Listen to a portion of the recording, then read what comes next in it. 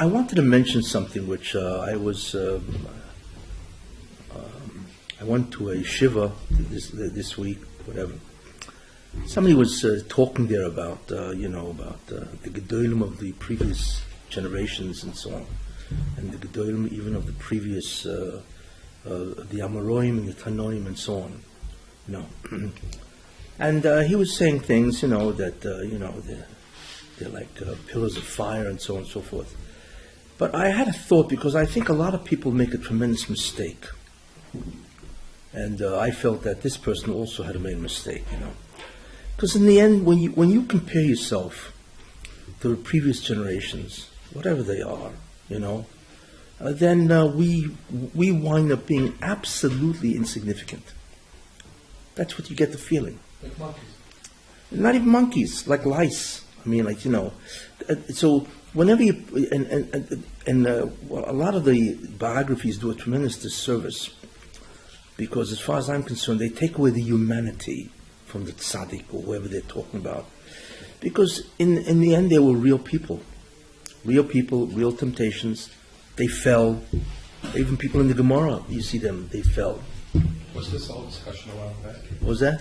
This whole discussion, so you didn't talk about struggles? No, I'm aiming for a certain concept. There's a lot of, I feel, dishonesty in the treatment of many gedolim and so on and so forth. Like I say, because when you make them out to be like they were born like Moshe Rabbeinu, he's already the Shekhinah filled the basket, which we'll get in this week, next week, and so on. Then you look at yourself and say, hey, what's the point? I can never be this. This isn't even human, and so on.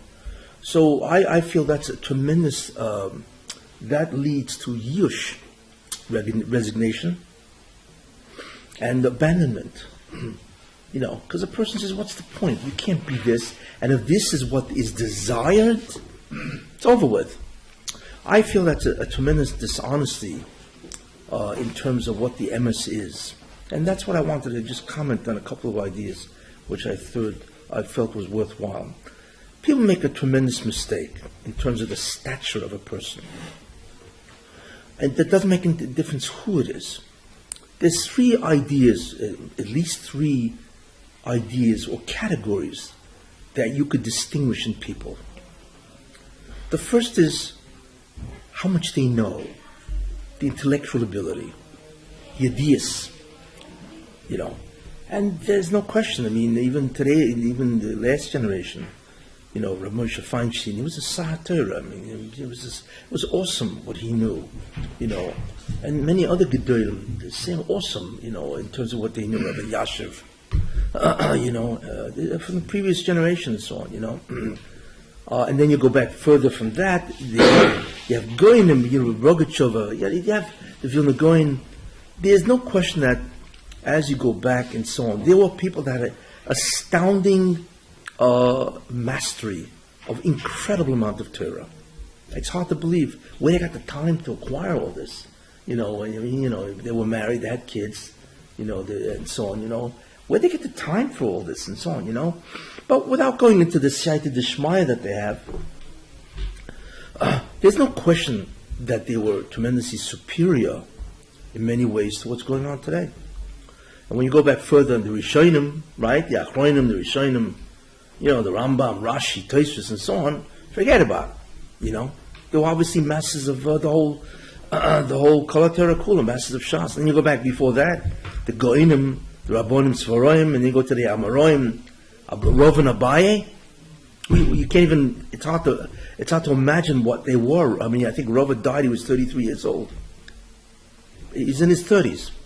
Abaye lived a little longer because the Gemara says he did chesed. But do you know that there's not one, that if you go through Shas, the 3 pages never passes without Rov's name being mentioned? Are you aware of that? Astounding. What he knew. And he's only, what is he, in his 30s? Like, what is that? It's incredible. This is not even, this is not natural for a person to have acquired that kind of ideas. Even in our time, the Ari, he died, he was 38. He was an incredible master of Kabbalah and so on. And the Ramchal died at 40, what he knew. and so on, But when you go back to Tanoim Amoraim, and I'm not. Then you go back further to that, You go back to the Zugas, the pairs, and the Nevi'im. What do we got to say, right? It's almost like you feel you might as well pack up and go home, and try something else out. Maybe you'll be successful there. Yeah, that's what crosses people's minds when you hear about this. And because you see the incredible intellectual superiority of these people, what they knew and how much they mastered, and the Baal Halacha. I mean, there's a person, the Stei Chemet, Chizkiyahu de Medini. He wrote the Stei Chemet. That's like, 10, 12, 15 volumes? By himself. He wrote an entire encyclopedia by himself. Now, who can do that? And he died, what is it done, maybe 100 years ago, something like that. And so on. So there's clearly an incredible intellectual distinction between us and them. So that's the first idea. Second idea is Kedusha, holiness. They are much holier than we are. They have tremendous Kedusha, and so on. In fact, even the Gemara wonders, we are much less in Kedusha than they. So the Gemara asks why. So the Gemara comes out that they were unbelievably moist nefesh for Torah, and therefore their Kedusha level. Remember, I'm not talking about the Yediyah level, the knowledge that they had. I'm talking about their holiness, that they were incredibly committed to the Avodah and to the Rebbeinu Shalom.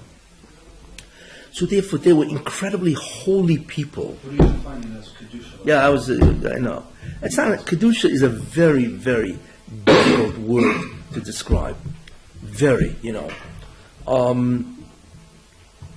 But I imagine if I had to look at the word Kedusha, what it means is to be apart or be separate from. Kedoshim Tiyu means you will be separate from, you will be apart from materialism and gashmis and so on. And what that does, when a person separates himself from gashmis for the sake of being more spiritual, then there's something about him that becomes spiritual. Whatever it is, there's something about him that becomes ruchnius. And it's very hard to distinguish, and so on. I consider myself very unfortunate that I was able to see some of this. I remember I once, many, many years ago, the Vienna Rabbi, Mordechai Shlomo Freeman, and so on. I remember I was once in his, he was lighting Hanukkah lights, and it was in his room upstairs in his house. And it was packed, and I was able to slip into that room, I remember I looked around and say, what in the world am I feeling? I could sense and feel an incredible Kedusha. I cannot describe that feeling, but if I could package it and sell it, it'd be unbelievable, But there was a distinct feeling of enormous Kedusha that was coming out of that man. So what was it? I only have to say that because of his incredible avodah and so on, there was something about him that probably pervaded him that had a spiritual nature. What I call it, the Shechina or the Rebbeinu Shalom, maybe.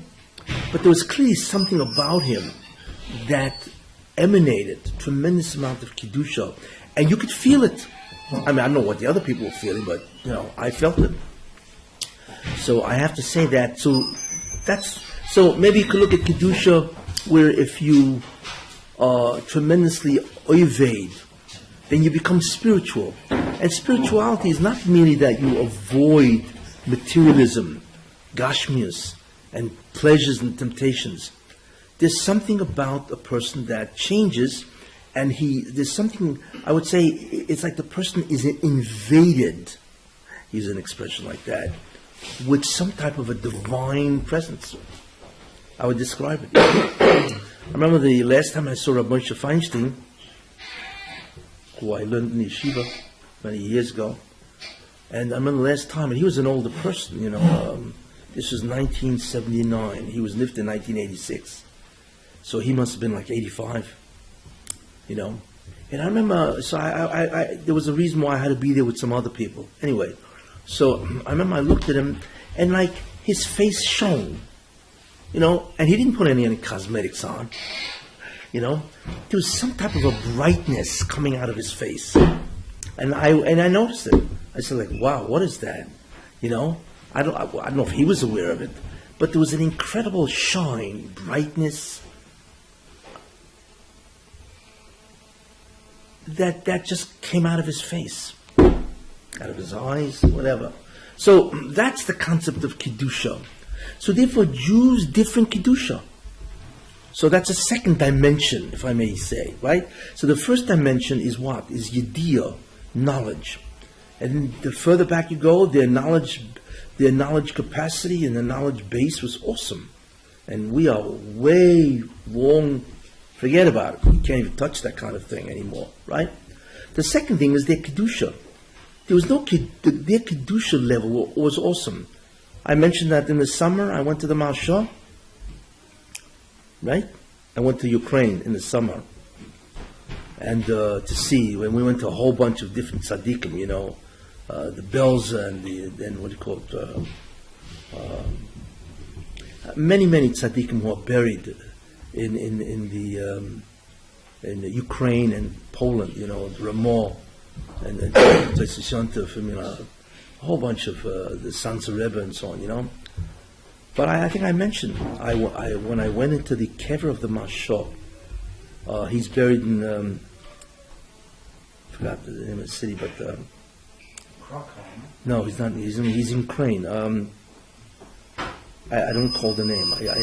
Anyway, I went into that kever. It was a house, like a little house, and his kever was there. And I remember it was I was overwhelmed by the kedusha coming out of that kever, which is incredible. I don't think I've ever felt that type of kedusha emanating from a kever.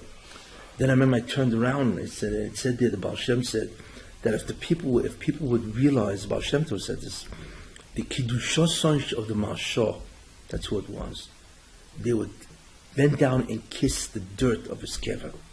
He's right. It was just an awesome. Now, what was that? Mashah is not even alive. There's an incredible aspect of the Shekhinah, probably, that is connected to this person's neshama, which is awesome. I just have to tell you, it was an awesome experience. Anyway, so what I want to bring out is that the second havchana, or difference between people, or rather the earlier generations and this generation. So then we think about that, we're finished. We neither have the knowledge that they had, we certainly don't have the kedusha that they had, because we don't have the avodah that they have. They were tremendous ovdim. We hear stories about that. They'd learn all night to make sure they didn't fall asleep. They put their foot into a pail of ice water. But who does that today? You know what I'm saying? It's unheard of. Their dedication and their devotion toward mitzvahs, toward the Rebbeinu Shalom, is incredible today. Nobody does that. When was the last time you put your foot into a bucket of ice to make sure that you wouldn't stop learning? And it's 3 a.m., by the way. We're not talking about during the day. It's 3 a.m., Nobody does that, and so on. So the question is, what about us? Are we the stragglers? What was the third one? Well, the first one was Yediyas, Right. knowledge. Second thing was Kedusha. Kedusha. So I'm not the third one. So anyway, so this person was saying the previous generations, but I didn't interrupt him, but I want to tell him, you don't know what you're talking about. Because there's a third dimension. What is that? That's the question, It's not, of course, we cannot aspire to be that. But by the way, there is something that we are doing that it seems is greater than them. What? Who? No. And you see that. There's certain remarks that tzaddikim, what? We're staying afloat even in this generation. We're staying afloat. That's true. Yes, you're halfway there, but you're missing the main concept, although you're halfway there. So the question is, what about us? And the answer is, because there's a third category that in certain ways can make you greater than them. there's a very one of the big Rebbes, Rabbi Yisrael Merizhin, the Rizhin Rebbe, Yisrael Merizhin and so on. He once said, I don't know if I ever said this before, but he once said two remarkable statements. Okay, one is that in the door before the Mashiach, the nisoyan, the test that we will have, will either be, I'm not sure if he said as great or greater than Yakedas Yitzchak. Wow. I mean, Yakedas Yitzchak, we've been taking that for 4,000 years, we've been eating from that schos, so to speak. So he said that it would be, I think, greater or as great or greater than Yakedas Yitzchak. Do you have any idea what that is? That means we who live in this generation are now involved in a nisayon that is great as Yitzchak, as Avram and Yitzchak. You see. So the question is, what does he mean? So he made a second statement, which is in many ways a clarification of the first. What type of a nisayon was the Akedah really? Okay? So he said the nisayon of the end of time, which is what we are in now, clearly, right, is this type of nisayon. Imagine, remember Eliyahu on top of the Har Carmel, and he had thousands, hundreds of thousands of Jews that worshipped Baal, right? And finally Eliyahu said, okay, let's bury the hatchet, right? Here's the contest. You and I will go up the mountain, we will make two different mizbeachs, right? And the one who God answers with a lightning bolt out of a clear sky, he's obviously the right one, and so on. So he went up, and he said to the worshippers of, I don't know how many Jews there were at Har Carmel, where it was. Hundreds, thousands of Jews there, and they're all Baal worshippers, and so on. And so he said, Eliyahu said to them, okay, you go first, right? And they're screaming, cutting themselves, you name it, to try to attract Baal, right? And of course they failed. They even tried to light a fire underneath their mizbeach, but the Moshe had a snake under there, and he just killed them. That was it, But so then Eliyahu said, okay, your chance. And by Mincha, it was Eliyahu's turn, because they failed. The whole day they're screaming, nothing. And of course Eliyahu was mispaled by Mincha, and he said, Moshe, please, and so on and so forth. And all of a sudden a lightning bolt out of a clear sky. We're not talking about clouds. Water on the... What? He soaked the mizbeach in water. Yeah, whatever. I'm not going into the whole prod, but a whole lightning bolt comes out of the sky. Consumes the entire sacrifice and the mizbeach. I mean, it's just astounding. It's just an open miracle, But what happens if you were there, and all of a sudden you see there's Eliyahu on Har Carmel, right? Eliyahu Hanavi. I mean, he's among the greatest of the Nevi'im, right? And the other side is Baal, and all of a sudden a lightning bolt comes out on the Mizbeach of Baal, right? Not on the Mizbeach of Eliyahu. A lightning bolt comes out of a clear sky, right on Baal's Mizbeach, consumes that. What would you have thought? It's a problem.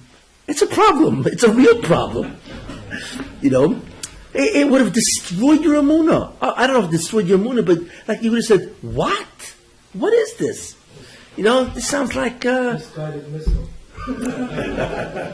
Yeah. Today would say it's a misguided missile. It's very good. But in those days they didn't have any missiles. It wasn't misguided. The worship was masking with Baal. It's like God rejected his own test of that Judaism is the correct religion, and he agreed that Baal is the correct version of reality.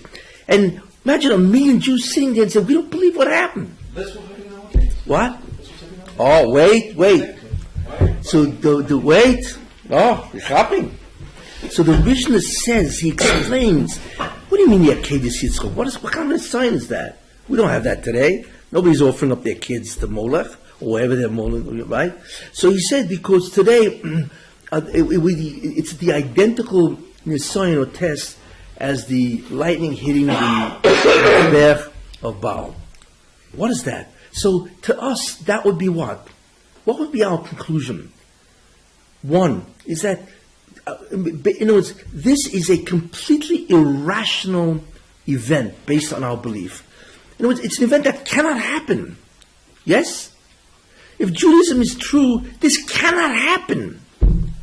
So this would be an unbelievable, irrational event that we would struggle to figure out what in the world is going on. The Akedah was that. It was a completely irrational event.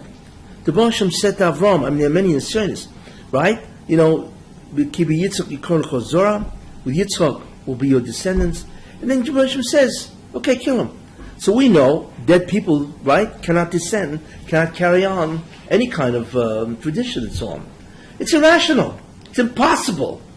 That was the Akedah. The Akedah was an impossible, completely irrational Nisoyan. That Avraham Avinu looked at and said, this cannot be.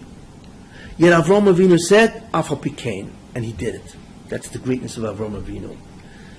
Why was that the last test? Why?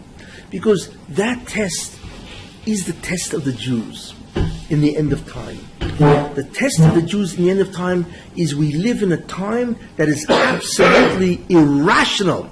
Not that it's unknown. It makes no sense. Because we look around and God supports every evil, immorality, unethical, and so on. Every terrible kind of evil, it looks like He supports. Which is astounding, Therefore, we live in a time of absolute irrationality. What's our struggle? Our struggle is to still be frum. It's to put on tefillin with this kind of a perspective. And Echanami, millions of Jews have left the fold. And a lot of it is because, hey, we don't see you succeeding, we see everybody else succeeding. You know what I'm saying? I read somewhere that they just came out with a movie. They came out with a movie. It's called Star Wars. And somebody told me, just last week, that it's only been around for 5 days. Do you know what money they made? $300 million in 4 or 5 days. This isn't rational. What is this? How could something which is so far from Judaism have made so much money in 4 days? It's like the Sultan laughs at us. He says, ha ha, you think you guys are going to get anywhere? I'll show you what getting anywhere is. So he's Messiah, Tumah, in a way where we can't even believe. And that's nothing. What about everything else that goes on? The evil of the UN and so on, the evil of so many things. We look and say, and then the Holocaust, we don't know, I don't see what's going on. It's completely irrational. It's almost like you've decided to switch religions. That's what it sounds like to Muslim. You're now on the side of Tumah, evil, etc. So it sounds like. And we have to live in that generation, and we have to withstand the tremendous assault on our emunah, and go to shul the next day and put on film or whatever, right? Be Shem Shabbos and so on. Forget about Lakewood, where you have to sit and learn Torah 10, 12 hours a day. You're giving up your whole life. You know what I'm saying?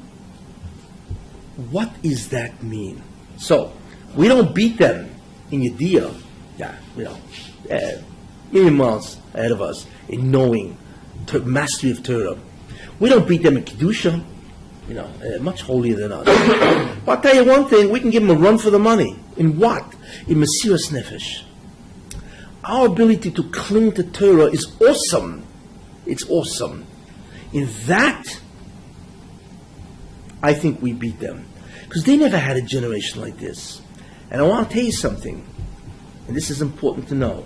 So you're going to say to me, hey, okay, so we beat them in Mesiras Nefesh. My opinion. And it is.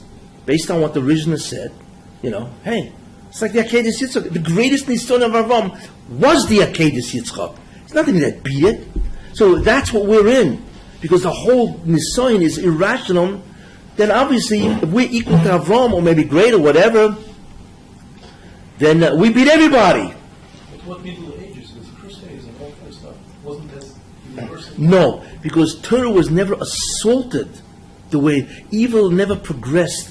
There was tremendous hatzlacha among Gedolim. You had yeshivas, you had a lot of stuff going on. And most people were basically from. When did this business where everybody left started?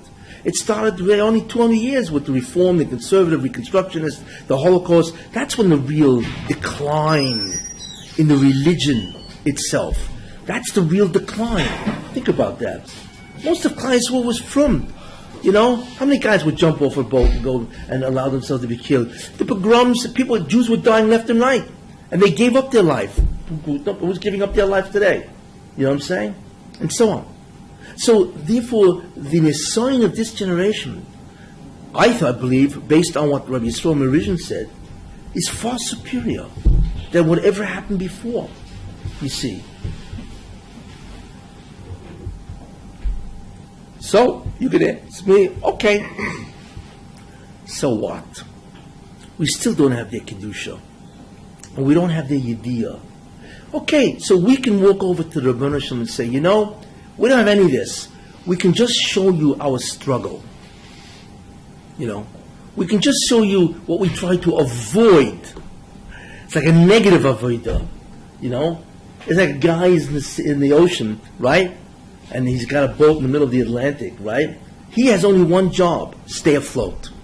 You know, he's not interested in money, getting ahead, right? Getting ahead in society, you know what I'm saying? Or sitting and reading books. He's not into that anymore. He just has to make sure that this man will eat every day and he won't plunge into the ocean. That's really our avodah. Our avodah, in many ways, we're lucky if we do anything. Daf Yomi is like, or any learning. We're lucky if we know anything today, you know, because our avodah isn't focused on positive. It's focused primarily on negative. Stay afloat. That's it. That's the Ika avodah of today. Don't drown, you know. So as they can show kedusha and turn all that, we can just show the bunch of them, hey, we're still afloat. We didn't drown, you know. But we're empty. What do we really know? What kedusha do we have? What do we really know? So we have the avodah that we have is an absolute negative that we haven't drowned. What's that worth? That is the question. What I'm trying to do is distinguish the type of avodah that we have. So what's that worth? I will tell you. Okay? Because the major component of the schar of Yiddishkeit, Judaism, is the from Tzara Agra. That's what it is. You know. It's like the Vilna Gaon used to say, you know, they don't count dapim, how many blot you learned. They count hours. How many hours did you learn? That's the Mesiras Nefesh. That, in the end, is what the Rebbeinu Shalom wants. He wants to say to you, okay, what did you give up for me? Forget about what you acquired. But what did it take to achieve this? And in the end, that's the greatest avodah of all. And therefore, in Olam Haba, what's the bottom line in Olam Haba? Your heart. No. In Olam Haba, what is the bottom line, really? The bottom line is reward, isn't it? It's the schar. Everything else is irrelevant, Olam Haba. Whatever the form that schar takes. Right? So in the end, you have to ask yourself, what schar do they have and what do we have? I think we have a lot of schar. In certain ways, I think we have more schar than them. Why? Because our Mesiras Nefesh is incredible. Just to remain from is beyond belief.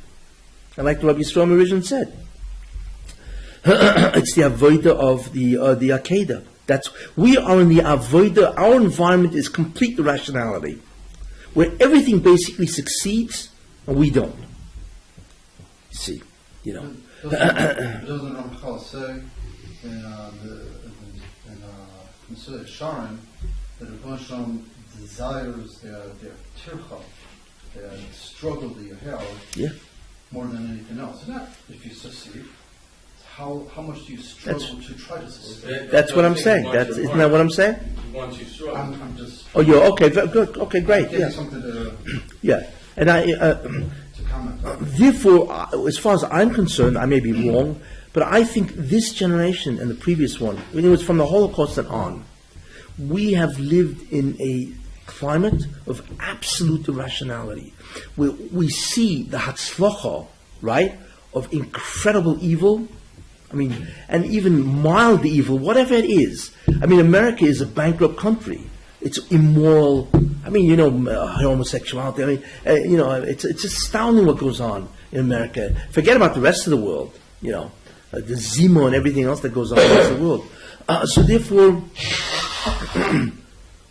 and the Jews are always the persecuted entity. I mean, everybody's after the Jews. We know that. The whole world is after the Jews, basically, and so on. And it's obviously, I mean, just look at the contradictions. It's incredible what they do, the double standards and so on. So therefore, the climate that we live in now is not really, although there are individuals that do it, is not really to be masters of the Torah. 98% of the people, what are they master of? When you think about it, And it's not to be Kedoshé. Yeah, there's always a couple of people that make it. The Rebbe says, okay, I'll let you do what they used to do 1,000 years ago. 99% of Jews are into struggle to stay from, to do a mitzvah. That's their struggle. It's the easiest time, though. Especially with art scroll and yeshivas and you have everything at your fingertips. Yeah, because if it wasn't for them, if it wasn't for that, we wouldn't be anywhere. We wouldn't even have Torah. But the Moshe is not going to abandon us and say, well, I'm going to clearly remove the Torah from you. He wouldn't do that. So he's given us incredible, he's given us lights. In the old days, you had to have candles, right? You had to smell that wax, right? We have lights, we have air conditioning in the summer. Today you think, wow, yet why is it that 93% of Jews are gone with the lights and the air conditioning? You ever notice? And with the art scroll and all the Mesivta Shas and all the aids, as they say, to learn, right? Because what overwhelms us, even if we had all this, what's killing us is the incredible climate out there. There's an unbelievable ikuv. There's an obstacle to becoming an incredible tzaddik, kodesh, goyin. There are unbelievable obstacles. I don't care how easy they made it. So thank God, Hashem, that He didn't remove that. Imagine if you didn't have any of these. Forget about it. Everybody would leave. But at least we have to have some type of Torah that keeps us anchored. Without the Torah, we're not anchored. So what the Hashem did, on one side, He made the Torah easier in a certain sense. Okay, certain sense. There's a lot to comment on that. But on the other side, He made it incredibly difficult. And so on. In terms of what Jews have to face on a daily basis. Therefore, in the end, what counts? And the answer is the reward in Olam Haba. That's it. That's the bottom line. And therefore, the reward in Olam Haba for everybody living today who's from, it must be off the charts. And I wouldn't be surprised if there are people that are greater than the Tanoim. In fact, what is interesting is that Rabbi Chaim Vital once asked the Ari, he said, how come I know this kind of Kabbalah and the earlier generations didn't? I'm not them, and so on. You talk about who you talk about, the Bali Tosis, the Rambam, and the Goyim and so on. You don't find that they had this knowledge of the Kabbalah that the Ari had. So Rabbi Chaim Vital, I think he brings this down on the Shifrei Ari. He asked him, why am I getting this stuff? So if I remember correctly, Ari said to him, because you don't realize something. Because what the Baruch Hashem is doing is taking the neshamas from the previous door, the great neshamas, and putting them here. You don't even know who you are. He said, in many ways, you're greater than the Tanoim. But you don't know. You think, I'm Chaim Vital. You're a big deal. But it's not your name. It's who your neshama is. I mean, you're all sitting around this table. You have no idea who you are. It sounds as if, you look at your name, you look at your, where you're born, and but who, you don't know who your neshama is. It could be your neshama's Tanoim, right? That would be interesting. Imagine if you find out, I didn't know you're Rabbi Yehuda Bailoi. What? But anyway, wait. But anyway, the key point I said, which I feel is wrong to do. Not that it's wrong to mishaber gedolim. No, of course.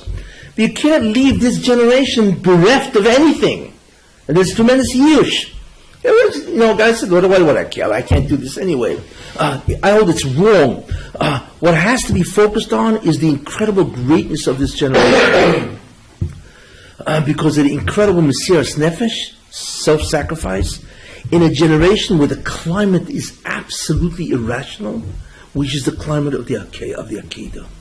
And therefore, don't be surprised, when you're in Yenavelt and they show you, a universe filled with gold, and you say, you must be mistaken. You got the wrong files. It seems so Wait. superficial to say that it's reward only. It's like Muslims who say 72 virgins. It's the same thing. We're just caring about reward. And that's what No. That's the end result. You make a mistake. What do we care about gold? You're in error. I don't care what the reward is. Right? I'm giving gold as an example. You're focusing on an example. You're missing the real concept. The concept is that the bottom line of everything is whatever the schar in Olam Haba is. Because that's the measure of what you did. Whether that schar be dveikus, I'm not going to that. You're looking at an example. Whatever the schar is, the greater the individual, the greater the schar. The schar is the measure of what that person is. That's it, whatever it is. And therefore, our avodah is Mesiras Nefesh. In a time and a climate that there's complete irrationality. And that has to be understood and focused. And I feel it's not done enough. Everybody's pointing out the previous Gedolim or what they were, which is true. But that leaves people in an incredible state of yish. I hold it's a tremendous disservice that they are doing to people. And of course, if that person, if some tzaddik, and they wrote a biography on, did some mistake, God forbid, they erase it from the book. It's censored because you chas v'sham. You mean the Chofetz Chaim actually had the Nisyonos? I don't believe that. He was a malach. He was born a malach, lived a malach, and died a malach. Really? You mean he escaped the whole concept of Nisoyim? Of course, he didn't escape it. You see, but it's deleted and it's censored from biographies, and that's just a classic example. What that does is a tremendous sense of yush. So that's what I'm saying. That I believe that this generation is among the greatest generations that ever lived. Why? Because they are exposed to the greatest amount of negativity about the Yadus, Judaism, and the Barsham that ever was. And we have no idea what the size of anybody living today. It's awesome.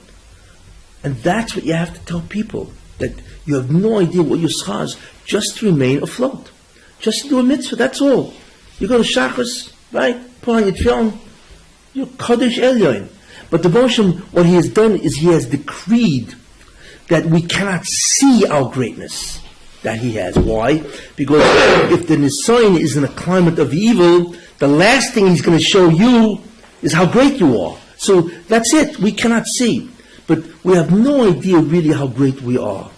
And only in Yenavelt do you realize the greatness of a person. And remember, because our avodah isn't really the avodah of mastery of Shas.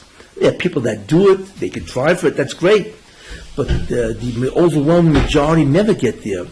It's not the mastery of Shas really. In many ways it's not the Kedusha. Of course you should strive for it, always. But the real thing is the Mesiras Nefesh. And that's a very important idea. So therefore, I didn't say anything to the guy, but I disagree with him totally. If anything, I think if God ever said, I'm pulling up the shade, right? Or I'm pulling away the veil, right? I want each of you guys to see who you really are. I think you'd all faint on the spot. You'd all faint. Because all of a sudden, if he ever gave you what you really are, I think you'd just be astonished. So Rabbi's saying, anyway, that's I want to bring that out because I thought it was important that there's a climate of where Torah can flourish. We don't have that. There is a climate where Kedusha can flourish. We don't have that. But there's a climate that Mesiras Nefesh flourishes. That's our climate.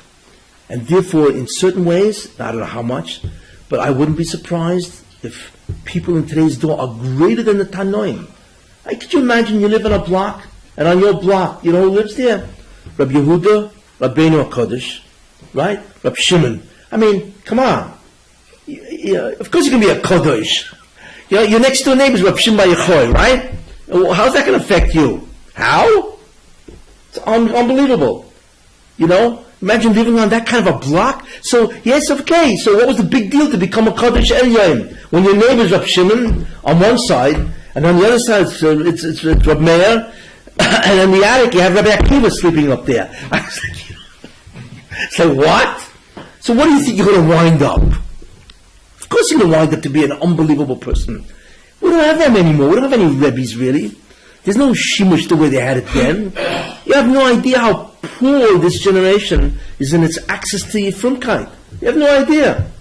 And that in the end is what counts, because it's the Mesiras Nefesh that will ultimately determine the reward, whatever that is, Dveikus and Bursh and whatever and so on. And that reward is the measurement of who you really are.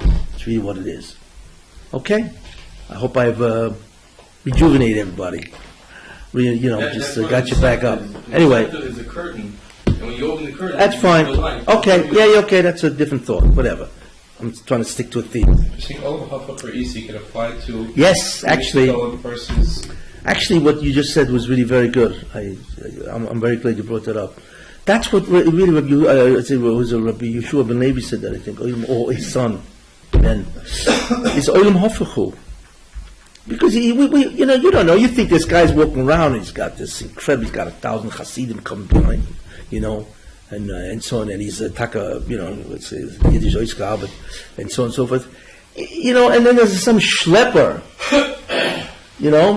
behind, straggling in the back of his 10,000 Hasidim. You know what I'm saying? He may be worth more than the whole bunch. We would never know, because the Baruch has his own sense of humor. I only has a sense of humor, he's like, it's everything he does is surprising, including the people who are very great. And he said that, the son of Rabbi Yeshua ben Levi, Olam Hafachu, it's an upside down world. Whoever's great is small, and whoever's small is great. Look, the Katan and Shaita is Mekabel Nurah. Who? The Katan and Shaita are always have a message from Hashem. And they're the lowest. Okay, could look at it that way, yes. Anyway, I thought I would just dwell on that, because I thought it was an important point to clearly delineate the difference in climates. And do not think because we live in such a low climate that we are therefore a bunch of schleppers. No. It's probably the greatest of all. What can I say? So you can all go home tonight and tell your wives, you have any idea who you're speaking to? But the truth is, she'll say to you, do you have any idea who you're speaking to? Because hey, I'm the guy, I'm the person behind you, and so on. Anyway, okay. Any questions before I go on? Only emotions. Only Emotions. emotions. Okay. I think I've said what I had to say.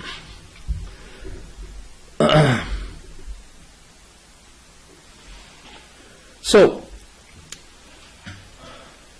what the Ramchal is stressing here in Perek Dalet, actually, in Sif Hey, whatever, he's saying that the essential avodah obviously is physical. So the idea really, therefore, is how do you get rid of the zikuch? How do you dematerialize the body? How do you bring in kedusha? So what he says fundamentally is that what the Baruch Shem did is he provided a actual physical method or mechanism that will do it, which is interesting. You mean a physical mechanism can actually spiritualize the body? Yes. That's the incredible thing what the Baruch Shem did. It's that it's not a spiritual thing. It's a physical. It's a physical device that actually will spiritualize or make you a kodesh. What is that? That is the mitzvahs. Every mitzvah is physical, obviously. And therefore what the Baruch Shem did is he chose the mitzvahs as the way to mezakich the guf, to purify the body, which is a very important idea, and so on. Now, when you look at that, you say, okay, Baruch Shem used the mitzvahs. So what the Baruch Shem did is interesting. he creates a reality that has many different concepts, many different isms, so and so on. There are many different ideas that he creates, and he gives us a physical world. And in many, many of the places or the situations that we find ourselves, all of a sudden we have a mitzvah in that situation. So when you look at Torah, really, you can begin to ask yourself, if we look at the totality of the Taryag, and that's really what it is, the 613 mitzvahs. If we looked at the 613 mitzvahs, and we try to divide it into overall super categories, what would it look like? And therefore, it's possible to look at the entire Torah, really, okay, divide it into its ideas, its categories, and you can begin to see what exactly the mitzvahs involve. So, I once said this a long time ago, but what I want to show here is how our interaction in the physical world, in different types of situations, is the way to proceed to Ruchnis, spirituality. Okay? And I think the best way to do that, I did a long time ago, in a different place, whatever, okay, is to take a look at the 613 mitzvahs. But not at 613, that would take us too long, but the fundamental areas of Shas, because remember what I once said? The Taryag mitzvahs is the basis of all halachos. The Mishnayos are the details of the Taryag, are the details of the 613 mitzvahs. The Gemara is the problems of the 613 mitzvahs, and the Shulchan Aruch is the application of the 613 mitzvahs. So you can really get a gist of the entire Torah by looking at the Taryag. But instead of looking at the Taryag, you're better off looking at the Mishnayos. You see. And you can actually ask yourself, let's take a look at the 6 Sidorim. There are 6 orders, right? The Shas. What are their essential ideas? And from that, you can actually see the general thrust of mitzvahs. What situations they're supposed to be in. And then try to examine why. Okay? So if we take a look at, let's say, Seder Zroim. Okay? Seder Zroim has Masechta Brachos. It has a lot of stuff. It has Truma, and Ma'aser Sheni, Ma'aser Rishon, Ola, Bikurim, Chala, Kelayim, Shvius. Has a lot of stuff, Pei, and so on, right? What is the essential concept? And what is the essential mitzvah? And what is the essential situation that the entire Seder addresses? Agriculture. Food. Giving away from Food, agriculture. What do you say? Giving away from Zir. Giving away from Zich. That's very interesting. Right? Giving away from Zich. Give me a Hebrew word for that. Oneness. No. Not oneness. Oh. No. No. It's called matana. If you own something, yes? You own something, right? Do you want to give it away for free? Let's say I walk over to you. I say, hey, I want, you just schwitz the whole summer, the winter, whatever. You have this entire field. You got all the grain, the wheat, everything is growing there, right? And I walk over to you, you put money into it, time, effort, you name it. I walk over to you and say, maybe you give me 10% of it. I say, excuse me, are you crazy? Yeah, you pay me for this. I'll give you 10%. Forget brachas for a minute. I'm trying to build up to something, right? So you walk over and say, look, give me 10%. 10% of what? Well, let's see. There's, there's payah. Let me take a lot of the corners of the different things that, whatever going, the matanos of, there's the corner that you have to leave. You have to leave, then the wheat thing, the stalks that fell, you have to leave that, right? It's, all the 5 matanos of the pay and so on, right? and so on. So that you have to leave, right? And then I want 10% of your stuff. The coin comes over 10%, and then comes the Levi. You know, you just got wiped out with the 10% here. In comes the Levi, and the Levi said, "Excuse me, 10%, right?" And then the Oni comes in. Then the Oni comes in. You know, poor man, right? "Excuse me." So you've just been ripped off, right? 10%, 10%, 10%. Wow, you know, and you can't believe what's going on here. That's what parents is doing.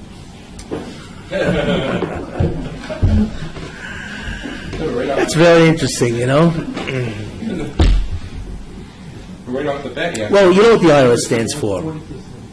Internal Revenue Service? No. Internal Robbery Service. Right? Well, because that's what you would think. That's basically what it is. They have your hand in their pocket, and they're not taking it out. Forget about it, you know. That's why this government is what it is, right? That's why it spends the way it does, and so on, you know. But this is incredible. So what the Moshe commanded in many different ways is the whole concept of matanos. So you have to hafrasha, separate from your fruits, vegetables, grain, challah, everything, you know, ola, bikurim. It's like, and you have a bunch of behemoths, you know, you have this huge cattle, you know, and then you got to give away, what? 1 out of every 10. You know what an animal is worth? You know, imagine you have to give away a cow, a bull, 10 of them. You know, you had 100 newborns. I give away 10 of them. That's a fortune of money. So therefore, the essence of what? Of Zeroim is to do what? Is to give away that which you own, that which you struggled, correct? And that which is worth a lot of money. Right? What's the outcome of that? Because that will permit usage of the rest. If you give away truma, fine, you could use the rest, the 90%. You don't give away truma, you can't use any of it. So the reason why you have a matana is to be able to use the rest, right? But why would the Moshe want to do that? Why does he want you to give up something which you consider so valuable, right? And put so much time and effort, right? And the answer is because he wants you to understand and acknowledge that you don't own anything, it's all God's. And therefore God is the owner. And therefore if I want you to give away 10, you can't even use your stuff. God owns it. You cannot use your stuff unless you acknowledge that I own it. What's the best way to acknowledge that God owns it? You got to give away what you would never do. You got to give away what the Bansham says. So therefore, what it is, in many ways, it's you need to own the stuff, and you need to acknowledge that the Bansham owns the stuff. And therefore, you need to do a hafrasha, which is a separation, and then you have to do it for free. That's a matana. And therefore, you acknowledge that the Bansham, he owns, you own nothing. Okay? So therefore, he created the concept of ownership. He created a concept of farms, agriculture, food. Also, you could acknowledge and demonstrate your belief that even though all these things look like yours, it's only the Rebbe Shalom. So the essence of Zroim is what? Is to permit the usage of what you own only after you've given away some of it. And that, therefore, is a tremendous lesson in terms of who really owns what you just did. And that's the whole Zroim. Not only that, so Zroim is all about what? Object usage, permissibility. Those are the 3 key words. Object, your fields, for usage, permissibility, if you give away part of what you own. You see? And they have to give it away for free. So the key concepts in the whole Zroim is object usage permissibility if you give it as a matana. And that's the tzivoy. Therefore, that is a counter concept to the concept of ownership. You see? Now, why is brachas there? You don't give away anything. Because what does brachas do? Same thing. Yeah. You have food, you finally have food, you gave away 10% to the kohen, 10% to the Levi, 10% to the Oni, and you're about to declare bankruptcy. And you scream out and say, oh, wait a minute, I got a piece of bread, let me eat something, right? And also the Baruch says, excuse me, you can't eat this bread. You cannot use it. Yet, you have to acknowledge the source of the existence of this bread, and then that bread will become permissible. So, brachas is also about object usage permissibility, except that the device isn't the matana. The device is a verbal acknowledgement of the source of that which you're about to use, and I could use it. Same thing. They both are devices that permit the usage of objects, except one is a hafrasha, a matana, where you separate and you give it as a gift, and the other is a verbal acknowledgement of the source of the existence, who gave you this bread, right? And then you're allowed to use it. That's why brachas is Zerayim, the exact same device, because they both permit the object to be used. One is a physical act called hafrasha, as a matana, and the other is a verbal recognition or acknowledgement that God is the source of this. Boya priya eitz, that the Baruch Hashem created the pri of the eitz, and now you can eat the eitz. You see. So so therefore really they're the same concept.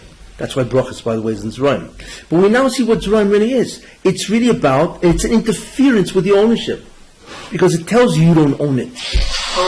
And the best way the Baruch Hashem makes you acknowledge that is you got to give it away for free.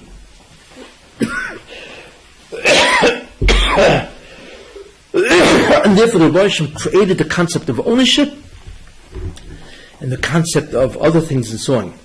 And that's what he wants you to acknowledge. That the relationship between you and the object that you own is really, he owns it. Okay? Great. So we did Zerayim. I'd like to do the rest of the mitzvahs using this approach next week. So, okay? And then we'll finish that. And then you'll have a concept of, you can actually look at the whole Shas in 6 ideas. It's interesting.